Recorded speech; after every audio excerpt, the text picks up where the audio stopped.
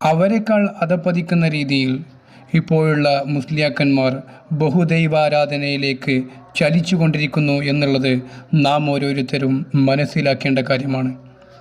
ഒരു മുസ്ലിമിനെ സംബന്ധിച്ചിടത്തോളം അള്ളാഹുവിൻ്റെ കൽപ്പനകൾ ധിക്കരിക്കാതിരിക്കുക, ഇതര മതസ്ഥരോട് ആരാധനപരമായി യോജിക്കാതിരിക്കുക എന്നുള്ളത് അവൻ്റെ ബാധ്യതയാണ്. അതുകൊണ്ട് തന്നെ നാം ഓരോരുത്തരും ഇസ്ലാമിനെക്കുറിച്ച് പഠിക്കാനും അറിയാനും മനസ്സിലാക്കാനും ശ്രമിക്കുക. അല്ലാഹു തആല നൽകിയ ബുദ്ധിയും കഴിവും ഉപയോഗിച്ച് തിരിച്ചറിവ് നൽകിയ അള്ളാഹുവിനെ ഓർത്ത് അവൻ്റെ മതത്തെ ഇന്നദ്ദീന ഇൻദല്ലാഹിൽ ഇസ്ലാം എന്ന് പറഞ്ഞ ആ മതത്തെ മനസ്സിലാക്കാൻ വേണ്ടി നാം ഓരോരുത്തരും ശ്രദ്ധാപൂർവം ബുദ്ധിപൂർവം പരിശ്രമിക്കുക എന്നല്ലാതെ അന്ധവിശ്വാസം